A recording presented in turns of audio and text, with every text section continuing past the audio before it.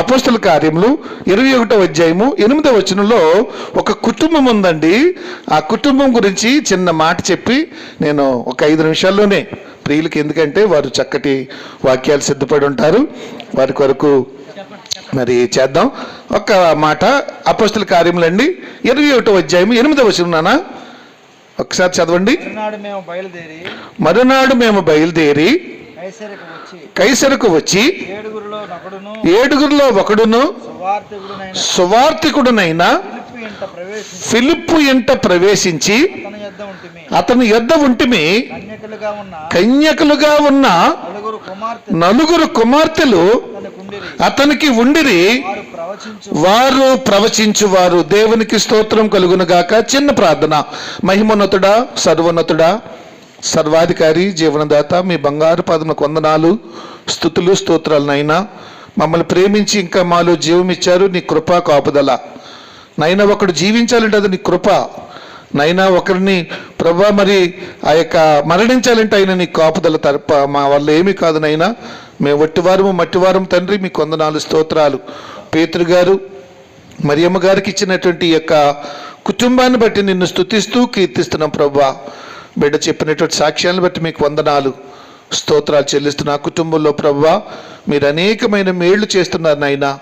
బిడ్డలకు ప్రాణాపాయ స్థితిలోకి వెళ్ళిపోయినప్పటికీ కూడా ప్రభువా మీరు విడిచిపెట్టకుండా బిడ్డలను కాచి కాపాడి నైనా నిన్ను విడువను వెడబాయనని ప్రభువా నైనా వారికి తోడుగా ఉండి అనేక ప్రభువా మరి ఎమర్జెన్సీలో ప్రమాదకరమైన పరిస్థితుల్లో కూడా మీరు లేవనెత్తి సజీవులుగా ఉంచినందుకు మీ బంగారు పదములకు వందనాలు, స్తోత్రాలు. నైనా నీ యొక్క బిడ్డలందరి సమక్షంలో, దైవజనుల సమక్షంలో, ఆత్మీయ మైనటువంటి ప్రభా నీ మహిమ ప్రభావాల సమక్షంలో ప్రభా మీకు కృతజ్ఞత స్తుతులు చెల్లించాలని ఏర్పాటు చేసుకుని కూడికను మీరు ఆశీర్వదించండి. కూడి వచ్చిన బిడ్డలందరినీ దీవించండి అయినా. చక్కటి ఘనముగా దైవజనులు ప్రభా మరి ఎంతో చక్కటి మరి మంచి ప్రవక్తలతో ప్రభా మరి మంచి మందిరాన్ని ప్రభా మరి అంతా ఒక ప్రణాళిక ప్రకారంగా క్రమక్రమంగా ఈ మరి చేస్తున్నటువంటి వీరందరినీ కూడా ఆశీర్వదించండి. ఈ గ్రామము వర్ధిల్లాలి ప్రభా నీ వాక్యంతో, నీ పాటలతో, కీర్తనలతో నీ కొరకు ఎదురు చూసేటట్టు చక్కటి గ్రామంగా తీర్చిదిద్దండి అయినా. మీ కొందనాలు స్తోత్రాలు. నీ పక్షాన్ని నిలబడుతూ నేను నిష్ప్రయోజకుడు నీ దాసుడు నైనా నన్ను మరుగుపరచండి. నీ బిడ్డలకు ఏ వాక్యం అవసరం ఆ వాక్యాన్ని కొద్ది నిమిషాలు నైనా మాట్లాడడానికి అవకాశం ఇవ్వమని మా ప్రాణప్రియుడైన యేసుక్రీస్తు ప్రభుల వారి ద్వారా స్తుతించి ప్రార్థించి అడిగి మరియు పొందుకొని ఉన్నాను పరమ తండ్రి. ఆమేన్, ఆమేన్. అందరికి ఆమేన్ తెలుసా? ఆమేన్ అంటే నేను చేసిన ప్రార్థన అంతా కూడా మీరు చేసినట్లే. దేవుడు అలాగిచ్చాడు. ఆయనకు సమస్త అధికారాలు కలవు. భూమి మీద ఆకాశంలోను మహా సమస్త సృష్టి అంతట్లో కూడా ఆయనకి సర్వాధికారి. సర్వ సంపదలు ఆయన యందు గుప్తమై ఉన్నవి. ఆయన గొప్ప దేవుడు. ఆయనకు ఆజ్ఞ ఇచ్చాడు. ఇక్కడ దైవజనులు చెప్పినటువంటి వాటికి మీరు ఆమేన్ అన్నట్లయితే మీరు కూడా ఆ ప్రార్థన చేసినట్లే. అంత చక్కటి అవకాశం ఇచ్చాడు కాబట్టి ఎప్పుడు కూడా ఏదో నిర్లక్ష్యంగా ఏదో మెల్లిగా చెబితే ఏమైపోతుందని అనుకోకూడదు. చక్కగా సూటిగా మనం చెప్పుకునేటువంటి బిడ్డలుగా ఉండాలి ప్రియులారా. ఆయన చెప్తున్నాడు నన్ను ఘనపరిచే వారిని నేను ఘనపరుస్తానంటున్నాడు. మరియమ్మ గారు మరి పీటర్ గారు ఆలోచన చేసి చక్కగా ఆయన ఘనపరచాలి. నిజమే, మరి ఆ బిడ్డలకి ఎంతో ప్రాణాపాయము. ఫిట్స్ అంటే చాలా ప్రమాదం ప్రియులారా. ఆ ఫిట్స్లో మరి ఏమైపోతారో తెలియదు, ఎలాగుంటుందో తెలియదు. హాస్టల్ మరి అటువంటి సమయంలో ఫిట్స్ వచ్చినప్పుడు సుమారుగా ఒక్కసారి కాదండి తరుగా రావడం, మళ్ళా స్కానింగ్లు కూడా చేయించడం, మరి ఎందుకు వచ్చినాయో తెలియదు. అలాంటి సమయాల్లో కూడా దేవుడు విడిచిపెట్టుకోకుండా మరి బిడ్డలను మరి ఆదరిస్తున్నాడు, కాపాడుతున్నాడు. ఇరువురు కూడా చిన్నదో పెద్దదో ఉద్యోగాలు చేసుకుంటున్నారు. మరి వాటిని బట్టి గర్జించు సింహంలో తిరుగుతున్న సాతానుడు అనేక ఊర్లు ఒగ్గి ఆ కుటుంబాన్ని పాడు చేయాలని, ఆ బిడ్డలను కుటుంబాన్ని నాశనం చేయాలని తిరుగుతూ ఉంటాడు. కానీ దేవుని యొక్క సహాయంతో మనందరము కూడా చక్కటి విధానంలో ఆయన యొక్క కృపలో మనం ముందుకు సాగుతూ మన జీవితాల్ని స్థిరపరచుకుంటూ ఉండాలని ప్రభు పేరిట మనవి చేస్తున్నాను ప్రియులారా. మరి కృతజ్ఞతలు తెలియజేసేవాడే క్రైస్తవుడు. కృతజ్ఞత లేకపోతే కృతజ్ఞుడు అంటారు. కృతజ్ఞుడు అంటే చేసిన మేలు మర్చిపోయేవాడు. ఈ పరిశుద్ధ గ్రంథాన్ని కృతజ్ఞతల గ్రంథం అంటారు. కృతజ్ఞత చాలా ముఖ్యమైనది.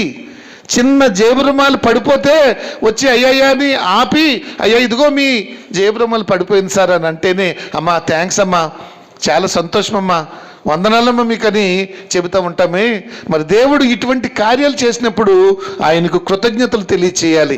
ఎలా చేయాలంటే ఆయన యొక్క దైవజనులను పిలిపించుకుని సర్వ సమూహం మధ్య కీర్తన గ్రంథంలో ఎన్నో సంగతులు తెలియచేయబడ్డ ప్రియులారు. ఎందుకంటే యెహోవా అందరికీ ఉపకారి, ఆయన మేలు చేసేవాడు, అందరి పట్ల ఆయన ఒక ప్రత్యేకమైన ప్రణాళిక కలిగి ఉన్నవాడు. ఆయన అందుని బట్టి ప్రతి విషయమందును మరి కృతజ్ఞతాస్తుతులు చెల్లించాలి. ఇది మరి దేవుని యొక్క చిత్తము ప్రియులారా. మనం కూడా అనేక సార్లు ఉదయం లేచిన వెంటనే తెల్లవార్లు మన బెడ్ దగ్గరే నిలబడి ఆయన ఇశ్రాయేలు కాపాడువాడు, కునుకడు, నిద్రపోడు, అటువంటి ఆయన మన దగ్గరే ఉండి మనల్ని కాచి కాపాడి చేస్తున్నప్పుడు మన సొంత పనులతో వెళ్ళిపోకూడదండి. భూమి మీద మంచం మీద నుంచి దిగటానికి ముందుగానే, కాళ్ళు పెట్టడానికి ముందుగానే ప్రభువా నీకు స్తోత్రాలు, నిద్రలోనే ఎంతోమంది నశించిపోయారు, చనిపోయారు నాయనా, కానీ నన్ను ఇంకా జీవింప చేశావు, ఇది కూడా నీ కృప. ఈరోజు నీ బిడ్డకు ఏమి ఆశీర్వాదాలు ఇవ్వబోతున్నావో, నా పనిపాటల్లో, నా ప్రయాణాల్లో, మరి నా సమస్తాల్లో కూడా నీ ఉండు నాయనా అని ఆయన ముందు పెట్టుకుని వెళ్ళటం క్రైస్తవులుగా మన యొక్క బాధ్యత. మనకి దీవెన, మనకి రక్షణ, ఒక రక్షణ లాంటి గోడ ప్రియులారా. ఇటువంటి విధానాలు మనందరికీ కూడా కలిగి ఉండాలి. నేను జ్ఞాపకం చేస్తున్నాను, కృతజ్ఞతల గ్రంథం అన్నాను. మరి ఈ యొక్క ప్రతి విషయంలోనూ కూడా కృతజ్ఞతలు తెలియజేయాలి. 100వ కీర్తన అంటాడు, ఆయన మనలను నిర్మించాడు, సృజించాడు, మనము ఆయన వారము, ఆయన మేపు గొర్రెలు అంటున్నాడండి. కనుక కృతజ్ఞతాస్తుతులు చెల్లించుచు ఆయన గుమ్మములో ప్రవేశించమంటున్నాడు. ఇంకా చెప్తున్నాడు ఎక్కడ కృతజ్ఞతాస్తుతులు చెల్లించాలంటే 147 కీర్తనలో మొదటి మాట చెప్పినట్లయితే 146, 7, 8, 9 అన్ని కృతజ్ఞతలకు సంబంధించినటువంటి మాటలే. నా ప్రియ సహోదరి సహోదరులారా, చక్కగా ప్రతి విషయమందు కూడా కృతజ్ఞతలు తెలియచేయాలి. ఓహో, నా బిడ్డలో ఒక సాక్ష్యంగా నాకు కృతజ్ఞతలు తెలియజేస్తున్నారని ఆయన ఎంతో సంతోషిస్తాడు ప్రియులారా. దూతలు మరి అందరూ కూడా ఆయన్ని ఆరాధిస్తున్నప్పుడు సంతోషించాడంట. ఒక్క పాపి రక్షించబడితే పరలోకములో మహా ఆనందం. మీకు తెలియదని కాదు, మీ దైవజనులందరూ కూడా చాలా సూటిగా మంచి వర్తమానాలు మీకు రోజు ప్రతి వారము కూడా మీకు తెలియజేస్తూ ఉంటారు. నేను జ్ఞాపకం చేస్తున్నాను, అపోస్తుల కార్యంలో 21వ అధ్యాయం 8వ వచనంలో ఒక కుటుంబం ఉందంటండి. 7 పౌలు గారితో పాటు పరిచర్య చేయటానికి మరి 7 సభ్యులు ఎప్పుడు వెళ్ళేవారటండి. ఆ గ్రామం అనక, పట్టణాలు అనక, అలాగ పల్లెటూళ్ళు అనక, వీధులు అనక వెళ్తూ యేసు ప్రభువు మన పాపములన్నిటిని కూడా క్షమించేవాడు, ఆయన రక్తం వల్ల మనకి పాప క్షమాపణ, పశ్చాత్తాపము, మారు మనసు, కనుక నమ్మి రక్షణ పొందండి, బాప్తిసం తీసుకోండి అని చెబుతూ వెళ్ళేవారు. ఆ 7 పనివారు ప్రియులారా. ఆ 7లో ఫిలిప్పు అనేటువంటి ఒక ఆయన ఉన్నాడు. ఒక కుటుంబం, ఒకే చిన్న కుటుంబం. బిడ్డలందరూ కూడా మాట్లాడతారు కాబట్టి నేను ముగించేస్తాను. ఒక కుటుంబం ఉంది. ఆ కుటుంబంకి ఆ 7లో ఒక ఫిలిప్ అనేటువంటి ఒక ఆయన ఉన్నాడు. ఆయన ఇంటిలో అంటే ఆయనకు కుటుంబం ఉంది, ఆయనకు భార్య ఉంది, 4 కుమార్తెలు ఉన్నారటండి ప్రియులారా. 4 కుమార్తెలు ఎటువంటి సాక్ష్యం కలిగిన వారు తెలుసా? కన్యకులైనటువంటి 4 కుమార్తెలు అంటండి. ఎంత చక్కటి మాట! ఆ చిన్నది మిక్కిలి చక్కనిది, ఆమె కన్యక, ఆమె ఏ పురుషుని ఎరుగదు. ఇలాంటి మాటలు రాస్తున్నాడు పరిశుద్ధ గ్రంథంలో. ఎక్కబడినటువంటి మాటలు చాలా అమూల్యమైన, విలువైనవి. ఇదేదో మనం పెద్ద పట్టించుకోకుండా మామూలుగా ఉంటాం కానీ ప్రియులారా, అవసరమైతేనే రాశాడు ఆయన, అవసరమైతేనే రాశాడు. ఆత్మపూర్ణుడై ఆత్మ సంచకరువుగా ఉండి మరి ఈ గ్రంథస్థాన్ని అంతటిని కూడా చేశాడు. ఈ గ్రంథాన్ని మనం చాలా జాగ్రత్తగా చదువుకోవాలి. ప్రతి ఒక్కరికి 7 బైబిళ్ళు ఉండాలండి. ఒక బైబిల్ వస్తుంది, ఆ బైబిల్ చదువుతుండగా రాబోయే సాతాను యొక్క క్రియలను బట్టి బైబిల్ని కాల్చేసే రోజులు రాబోతున్నాయి, వచ్చేసినాయి కూడా. మొదటి బైబిల్ కాల్చేస్తారు, ఇంకోటి ఉంది, 2వ బైబిల్ తీయాలి, 2వ బైబిల్ కాల్చేస్తారు, 3వ బైబిల్ తీయాలి, 3వ బైబిల్ కాల్చేస్తారు. అలాగా 5, 6, 7, 8వ బైబిల్ని హృదయంలో ఉండాలి. అందుకే అక్కడోటి ఇక్కడోటి కాదు, కానీ బైబిల్ అంతటిని కూడా ఎలాగ గుర్తు పెట్టుకుంటే నీవు గుర్తు పెట్టుకుంటావో గ్రంథస్థం చెయ్యాలి, ధ్యానం చెయ్యాలి. ఒకళ్ళు ఆదికాండం ధ్యానం చేయాలి, ఇంకొకళ్ళు నిర్గమాకాండం, ఇంకొకళ్ళు మత్తయి సువార్త, ఇంకొకళ్ళు అపోస్తుల కార్యములు. అమ్మా నీకేం వాక్యం అవసరం, నీకేం అవసరం, ఇదే సహవాసం. రానున్న రోజుల్లో చాలా ప్రమాదాలు రాబోతున్నాయి ప్రియులారా. ఫస్ట్ మన యొక్క విధానాలన్నింటినీ కూడా తీసేయటానికి చాలా గొప్ప ప్రమాదం మనందరికీ కూడా రాబోతుంది. నేను భయపెడతాం కాదు, లేదా చెప్పడం గురించి కాదు, కానీ సెన్సేషనల్ చేద్దామని కాదు, కానీ జరగబోతున్నట్టు వాస్తవము. మనం పేపర్లు చదవం, టీవీలు మరి మనకు నచ్చినవి చూస్తాం, కానీ వార్తలు చూడడం, మరి ప్రపంచంలో ఏం జరుగుతుందో మనం పట్టించుకోము, దేశంలో ఏం జరుగుతుందో పట్టించుకోము. మొట్టమొదటగా రాబోతున్న పరిస్థితుల్లో ఏదైనా సరే ఆ గవర్నమెంట్ వచ్చినట్లయితే మొట్టమొదట ఆదివారం తీసేస్తాడంటండి వాడు. ఓకే, ఆదివారం అన్నది ఉండటానికి వీల్లేదు. 250 సంవత్సరాల నుంచి ఆదివారం ప్రపంచం అంతటికీ కూడా సెలవు. ఆ ఆదివారాన్ని వర్కింగ్ డేగా పెట్టి ఆదివారం అందరూ కూడా పనులకు వెళ్ళవలసిందే తప్ప విశ్రాంతి దినాన్ని పాటించడానికి వీలు లేదు. సాతాను యొక్క క్రియలు ప్రియులారా. కాబట్టి చాలా జాగ్రత్తగా చేస్తూ ఉందాం. దీపం ఉండగానే ఇల్లు చక్కబెట్టుకున్నట్లు చక్కటి విధానంలో ప్రభు వాక్యాన్ని ఎల్లప్పుడూ కూడా భద్రం చేసుకుందాం, గ్రంథస్థం చేసుకుందాం. చాలా విస్తృతమైనటువంటి మాటలు ప్రియులారా మనకు అనిపిస్తూ ఉంటుందండి. ఏమనిపిస్తూ ఉంటుందంటే, మా తాత అంతకుముందు మా ముత్తాత చూశాడు, మా తాత చూశాడు, ఆయన రాకడ కొరకు మా నాన్న చూశాడు, అందరూ చనిపోయారు అలాగా అంటున్నాడు, కానీ నిజంగా వస్తాడేంట్లే అని అనుకుంటాం మనం. అంతేనండి, అనిపించదా? మీరు మాట్లాడవచ్చు, నేనేం కొట్టను తిట్టను, మీలో ఓ స్నేహితుడిని అంతే. మీరు మాట్లాడవచ్చు అంటే అనిపించదా? ఆయన ఎందుకు రావట్లేదు తెలుసా? ఆయన ఎందుకు రావట్లేదు? రండి, ప్రకటన గ్రంథము 22వ అధ్యాయము 17వ వచనం.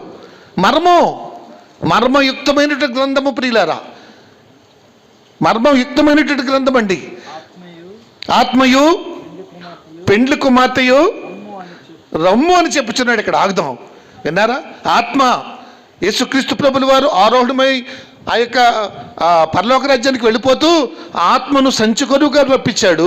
ప్రతి ఒక్కరి దగ్గర ఆయన ఆత్మ నిలబడి ప్రతి ఒక్కరి పట్ల ఒక ప్రణాళిక కలిగి ఉండి అందరిని కూడా సిద్ధం చేస్తున్నాడు. ఆత్మయు పెండ్లి కుమార్తెయు రమ్ము అని చెప్పుచున్నారు. సిద్ధపడిపోయిన వాళ్ళు. ఆత్మ ఎప్పుడు సిద్ధమే, పెండ్లి కుమార్తె కూడా సిద్ధమే. మరి ఆయన ఎందుకు రావట్లేదు తెలుసా? ఎందుకు రావట్లేదు?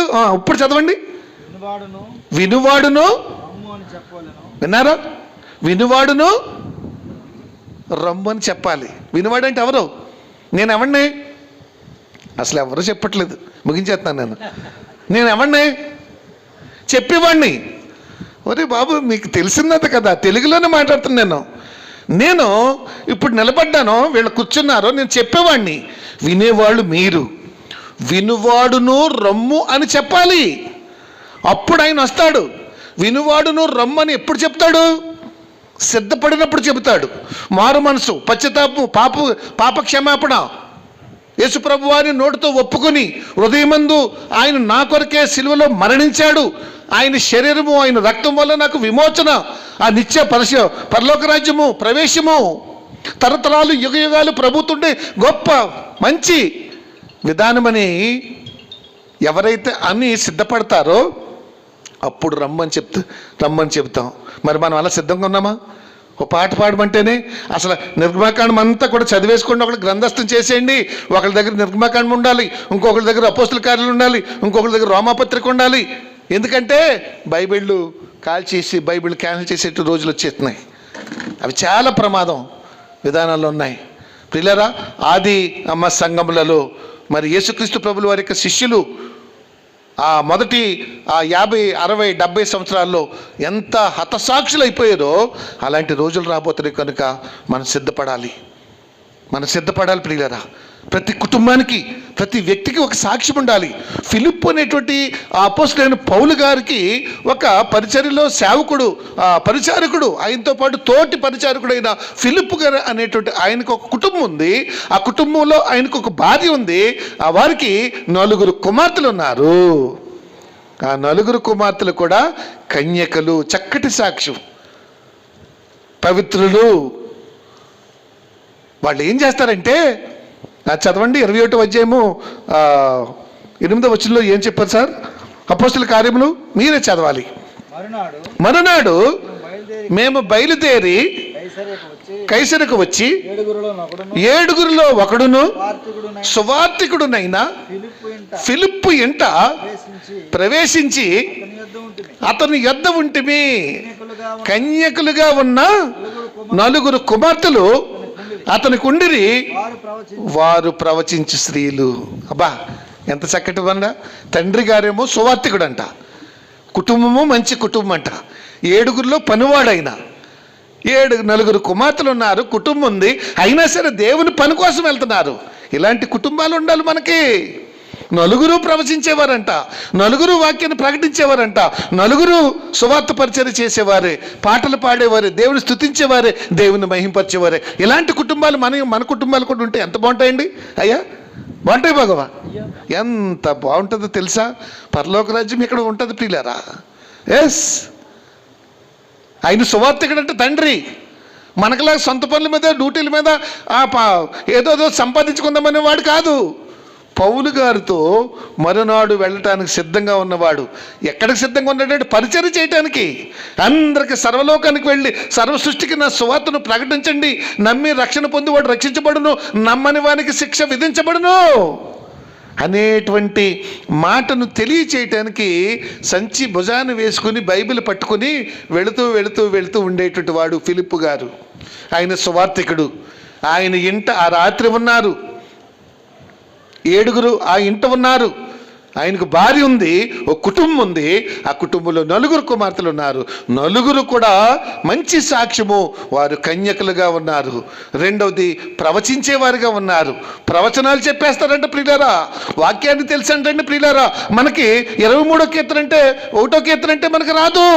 బట్టి పట్టేయండి, గ్రంథస్థం చేయండి, చాలా అవసరం ప్రియులారా. మనం లేచిన వెంటనే మొదటే దావీదు గారి కీర్తనలు చదువుకోవాలి.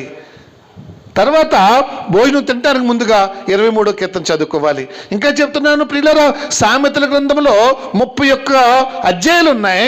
నెలకు సరిపడగా కాపండి అది. మొదటి తారీఖున ప్రారంభిస్తే 31 రోజులు కూడా రోజుకు ఒక అధ్యాయం చదువుకుంటూ నెమరు వేసుకుంటూ ప్రభువుని ఘనపరచాలి, ప్రభువుని స్తుతించుకోవాలి. అందుకే 31 అధ్యాయాలు జ్ఞాని అయినటువంటి సొలొమోను గారు రాయటం జరిగిందని నేను జ్ఞాపకం చేస్తున్నాను ప్రియ సహోదరి సహోదరులారా. కనుక గమనించినట్లయితే ఇటు రీతిగా మన పరిచయాలు ఉండాలి. ప్రతి ఒక్కరూ కూడా సాయంకాలం చిన్న ప్రార్థన, చిన్న కూడుక పెట్టుకోండి దయచేసి. మరి వినండి, కేరళ రాష్ట్రంలో ప్రియులారా సాయంకాలం 7 గంటలకు, ప్రతిరోజు రాత్రి 7 గంటలకు వారి మందిరాల్లో మరి బెల్ల మోగుతుందంటే గంట కొడతారంట. గంట కొడితే, గంట ఎందుకు కొడుతున్నారంటే ఇంటికి రమ్మని మందిరానికి రమ్మని కాదు, ఎవరి గృహాల్లో వాళ్ళు సాయంకాలము ఆరాధన కార్యక్రమం పెట్టుకుండా రాని చక్కటి బెల్ల కొడతారటండి.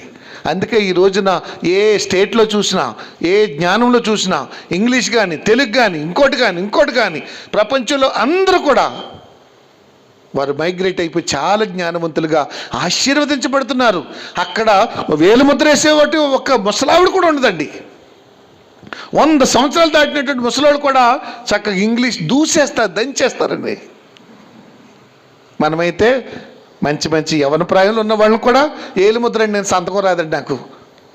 ప్రియ సహోదరి సహోదరులారా, దయచేసి ఆలోచించేయండి ఇటువంటి విషయాల మీద.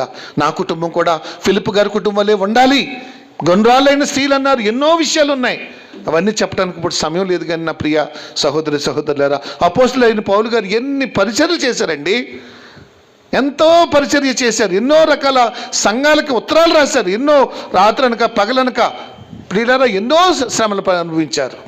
మనం ఒక్కరికి సువార్త పరిచయం చెప్పం, ఒక్కరికి అయ్యా యేసయ్యను నమ్ముకోండి, యేసయ్య వల్ల మనకు రక్షణ, ఇక్కడ అనేకమైనటువంటి ఉపయోగాలు, ఎన్నో మేళ్ళు ఉంటాయి. ఒకవేళ మేళ్ళు లేకపోయినా అసలైనది మనకి నిత్య రాజ్యము, ఆ పరలోక రాజ్యం అనేటువంటి సంగతి మనం చెప్పం. నా ప్రియ సహోదరి సహోదరులారా, గనురాళ్ళైన స్త్రీలు ఉన్నారు, గనులైనటువంటి పురుషులు అని రాయబడలేదు. కాబట్టి స్త్రీలలో చాలా మరి బాధ్యత ఉంది. ఒక కుటుంబము బాగుపడాలంటే స్త్రీలే ప్రియులారా. అపోస్తల కార్యములు ఇంకొకటి చూద్దామా, ఇంకొక మాట చదివి నేను ముగించేస్తాను. 9వ అధ్యాయం 36వ వచనం. 9వ అధ్యాయము 36వ వచనం. మరియు ఎప్పేలో విన్నారా, తబిత అను ఒక శిష్యురాలు ఉండెను. ఆమెకు భాషాంతరమున దోర్కా అని పేరు. ఆమె సత్క్రియలను ధర్మ కార్యములను అనువుగా చేసి ఉండెను, విరివిగా చేసి ఉండెను. ఆ దినముల యందు ఆమె కాయిలాపడి చనిపోగా వారు శవమును కడిగి మేడగదిలో పరుండ పెట్టెను. లుద్ద ఎప్పేకు దగ్గరగా ఉండట చేత పేతురు అక్కడ ఉన్నాడని శిష్యులు విని అతడు తడవు చేయక ఆమె యొద్దకు రావాలని వేడుకొనుటకు విన్నారండి. శిష్యురాలు చిన్న బాబాయ్, ఆమె నీతి కార్యాలు ధర్మ కార్యాలు రాయబడ్డాయి ఇక్కడ. చిన్నపిల్లలు మాకేంటి, బాగా పెద్ద 7 అడుగులు ఉండాలి, ఇంత లావు ఉండాలి, ఇంత పొడుగు ఉండాలి, మంచి ఆస్తిపరులై ఉండాలి, అంతస్తు పరులై ఉండాలి అనుకుంటారేమో. ఎప్పేలో తబిత అనేటువంటి ఆమె ఒక శిష్యురాలు ఉన్నది, చిన్న బిడ్డ. ఆమె ధర్మకార్యాలు, ఆమె నీతి క్రియలు గ్రంథస్థం చేయబడ్డాయి. ఆమె కాయిలా పడిందంటే నీరసమైపోయింది. మరియం గారు నన్ను చూడండి, 108 ఎక్కుతున్నాడంటే మరి నేను మరలా వస్తానో లేదో తెలీదు. ఇంకా ప్రభువా నీవు గనుక నన్ను స్వస్థపరిస్తే నేను ఈ యొక్క కూడికను ఏర్పాటు చేసుకుంటానని చక్కటి సాక్ష్యం తెలియజేస్తుంది. అలాగా ఆమె కూడా నీరసమైపోయింది. నీరసమైపోతే కాయిలా పట్టమంటే నీరసం, అస్వస్థత.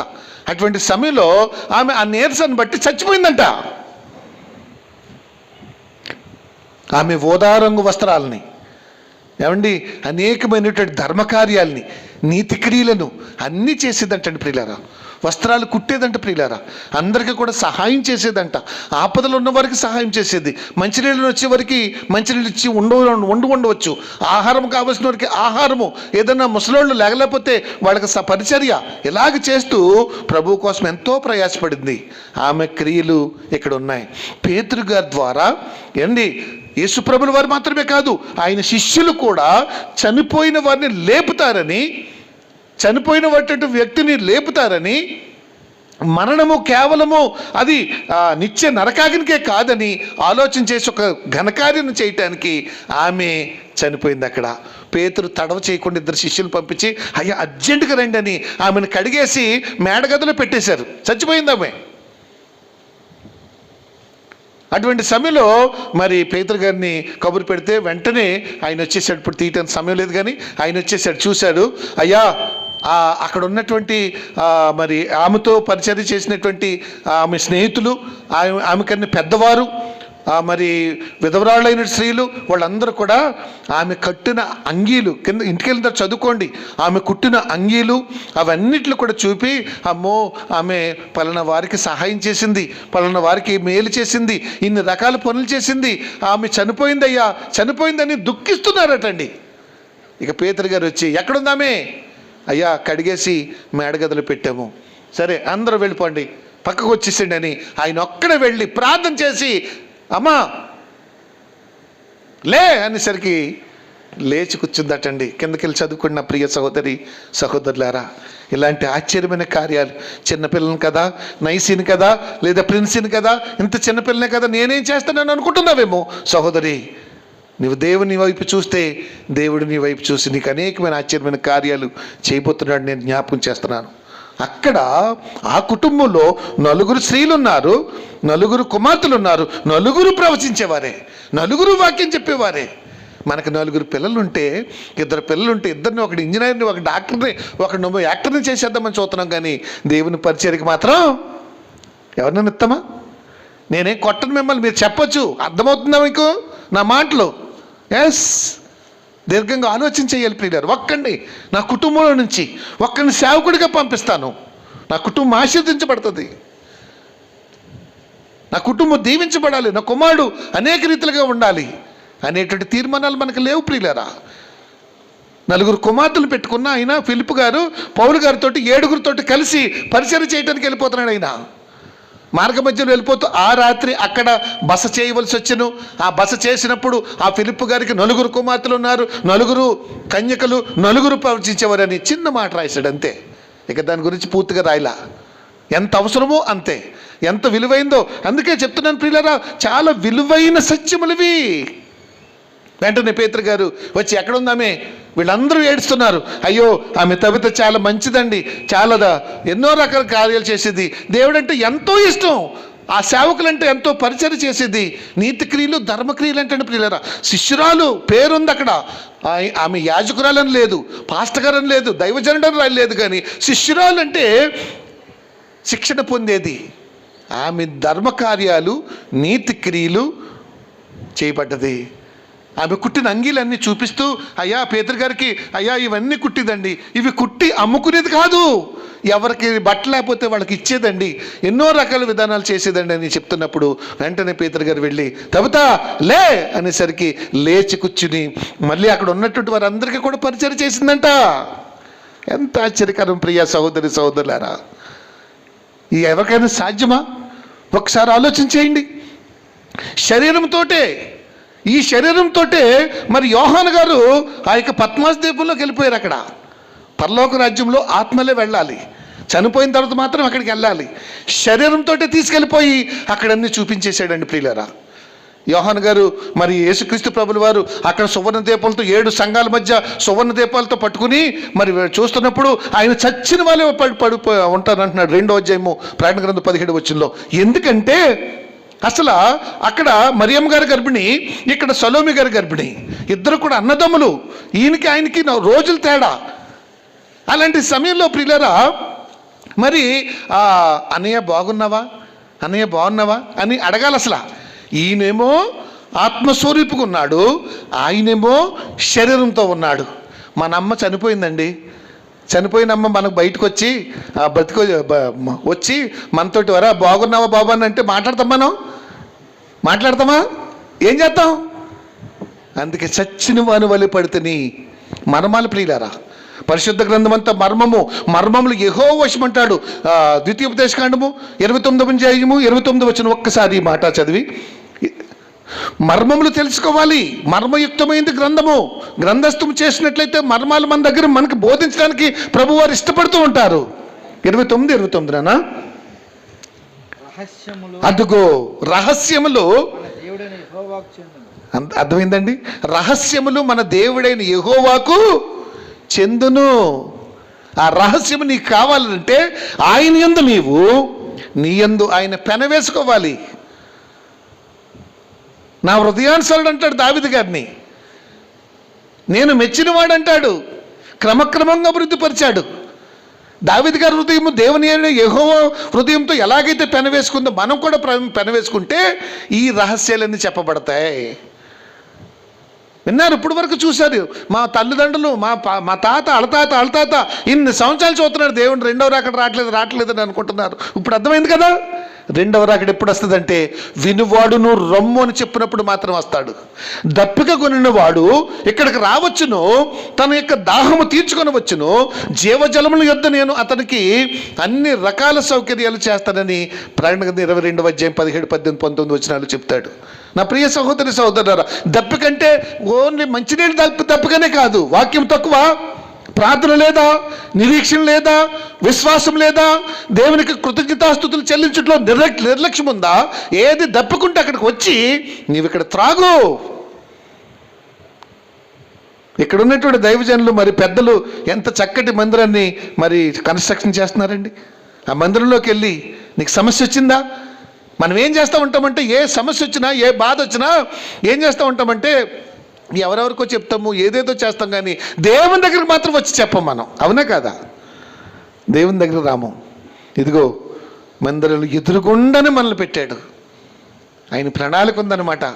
నీవు ఆ ఎదురుగున్న దాని దగ్గరికి వెళ్ళకోకుండా ఎక్కడెక్కడో తిరుగుతూ ఉన్నట్లయితే దేవుడు దుఃఖపడుతూ ఉంటాడు. ప్రియులారా, పరిశుద్ధాత్మని మనము దుఃఖపరచకూడదు. నేను జ్ఞాపకం చేస్తున్నాను ప్రియ సహోదరి సహోదరులు. కనుక ఈ మాటలను బట్టి ఒకరికొకరు చక్కటి మా జీవితం ఎలా ఉండాలి. ఎప్పేలో శిష్యురాలు ఉన్నది, మరి తబిత అనేటువంటి ఒక ఆమె ఉంది.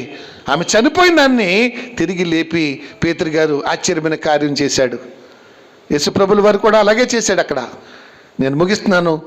చక్కటి విధానంలో ప్రభు కొరకు ప్రయాసపడండి, విశ్వాసంతో ఉండండి, బలంగా ఉండండి. నీ విశ్వాసమే నీకు ఏది కావలసింది జరిపిస్తుంది, ముందుకు నడిపిస్తుంది. నిర్లక్ష్యాలు వద్దు, ఇబ్బందులు వద్దు. ఎంతో ప్రేమగా సంతోషంగా ప్రభు కొరకు ఎల్లప్పుడూ కూడా ఉండాలని ప్రభు పేట మనవి చేస్తున్నాను. దేవుడి మాటలు దీవించి ఆశీర్వదించును గాక. ఆమేన్. సమయం ఇచ్చిన మీ అందరికీ, అలాగే దైవజనులకు అందరికీ కూడా నా హృదయపూర్వక వందనాలండి.